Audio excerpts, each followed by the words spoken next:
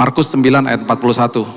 Aku berkata kepadamu, sesungguhnya barang siapa memberi kamu minum secangkir air oleh karena kamu adalah pengikut Kristus, ia tidak akan kehilangan upahnya.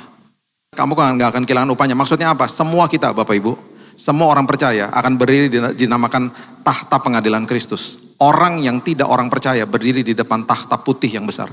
Tahtanya aja beda. Di situ nanti kita semuanya akan dihakimi. Bukan untuk memperoleh atau tidak memperoleh keselamatan, tetapi di situ kita ditentukan upah kita di sorga. Mungkin Bapak Ibu hari ini ada yang bilang begini, saya kehilangan pekerjaan Pak. Saya mau beritahu ini kepada kita, musim berganti. Ya. Tuhan yang menempatkan kita di tempat itu. Kalau kita udah selesai di situ, Tuhan punya tempat yang lebih indah daripada tempat sebelumnya. Sebagai orang Kristen, anak Tuhan, pengikut Yesus di dalam Kristus Yesus, musim berganti. Ketika kita dipindahkan sama Tuhan, itu anggap aja kita sedang dipindahkan tempat sama Tuhan. Ada sesuatu besar menanti bagi kita di depan kita. Tenang aja, pemeliharaan Tuhan gak pernah gagal. Kita gak bisa kehilangan apa-apa. Karena kita gak pernah menjadi pemilik atas apapun dalam hidup ini. 1 Tesalonika 4 ayat 13 dan 14 mengatakan, selanjutnya kami tidak mau saudara-saudara bahwa kamu tidak mengetahui tentang mereka yang meninggal. Ya, 1 Tesalonika 4 ayat 13. Supaya kamu jangan berduka cita seperti orang-orang lain yang tidak mempunyai pengharapan. Karena jikalau kita percaya bahwa Yesus telah mati dan telah bangkit, maka kita percaya juga bahwa mereka yang telah meninggal dalam Yesus akan dikumpulkan Allah bersama-sama dengan Dia.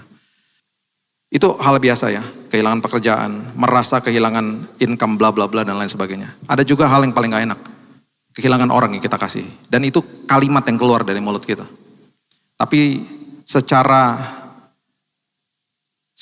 prinsip kerajaan sorga, orang-orang seperti ini sudah menunggu kita di kerajaan sorga. Karena kematian dikalahkan sama Yesus. Di detik orang percaya menutupkan mata di bumi ini, di detik yang sama dia bangkit di pangkuan Bapa di sorga. Kematian tidak berkuasa atas orang percaya. Itu sebabnya betul mereka udah senang perginya. Kita yang ditinggalin kan gak enak.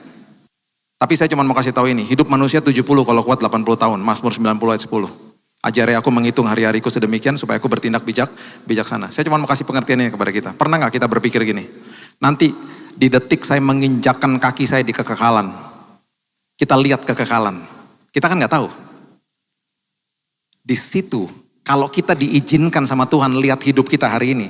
Kalau kita diizinkan, saya gak tahu juga diizinkan atau tidak.